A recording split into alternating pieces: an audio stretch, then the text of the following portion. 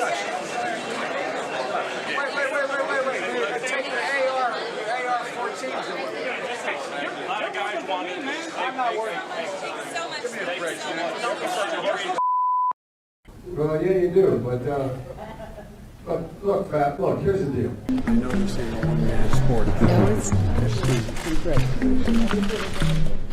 I'm prepared to say that I have a record of over 40 years and that I'm going to beat Joe Biden. And to get hot, I got hairy legs that turn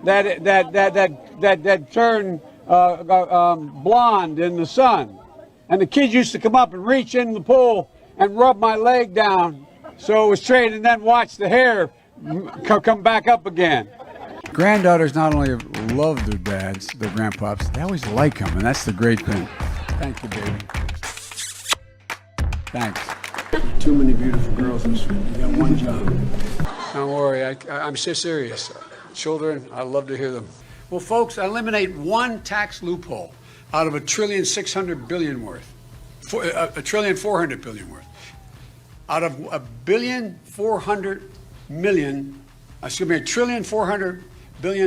It's hard to even say it, it's so much.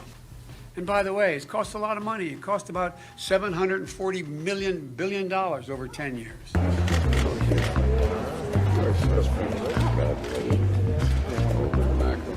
Baby, how are you? Good to see you. Hey, Sally, how are you? You got a smile that lights up the whole Senate chamber. You got more questions, but I tell you, if you have a problem figuring out whether you're for me or Trump, then you ain't black. Please welcome Vice President Joe Biden.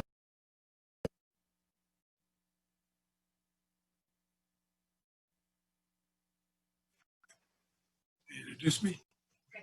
Am I on? We have this notion that somehow if you're poor, you cannot do it. Poor kids are just as bright and just as talented as white kids. Wealthy kids, black kids, Asian kids.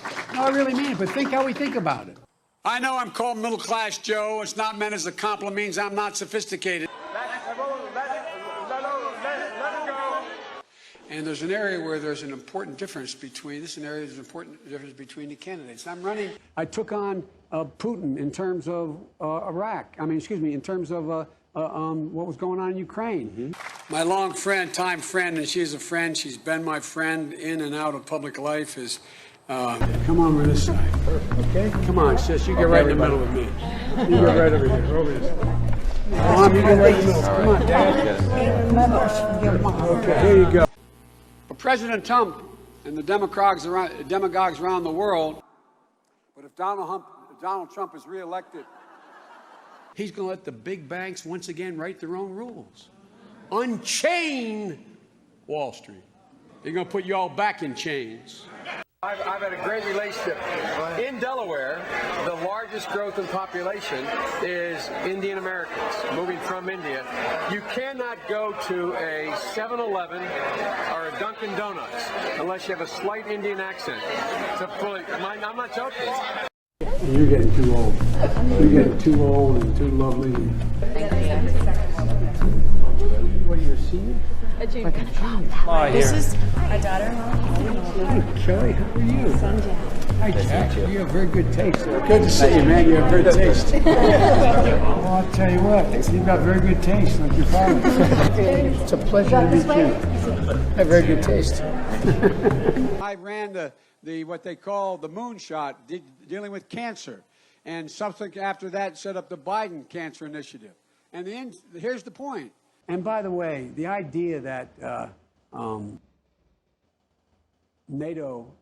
I want you to know, if you look at PolitiFacts. But we lead by the example of our power, not just the example of our power, but the example. We're out there, and it's what we say. The reason I did what I'm doing is because there's an invasion of Hispanics. We provide efficiency for appliances. That saves billions of gallons of gasoline. I mean, billions of $2.3 billion worth of, $500 billion in savings and $2.3 something billion metric tons of CO2 going in the air. Come on, this could hurt your reputation, man. You're going to have to go home and explain, what would I do with that Democrat? Kids, come on over here, okay? You ready? Thank you so much. Now, you getting in this picture? Do I still hold five? Right over here. You can put it away. Pleasure to meet you. We can't afford it by just eliminating, beginning to treat work, reward work as much as wealth.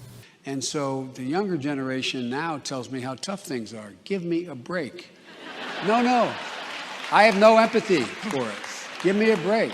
Look, John's last-minute economic plan does nothing to tackle the number one job facing the middle class. And it happens to be, as Barack says, a three-letter word. Jobs. J-O-B-S. Jobs.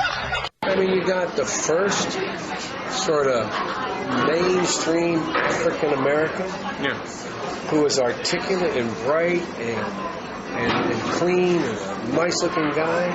I mean, that's a storybook. If you agree with me, go to Joe 30330 and help me in this fight.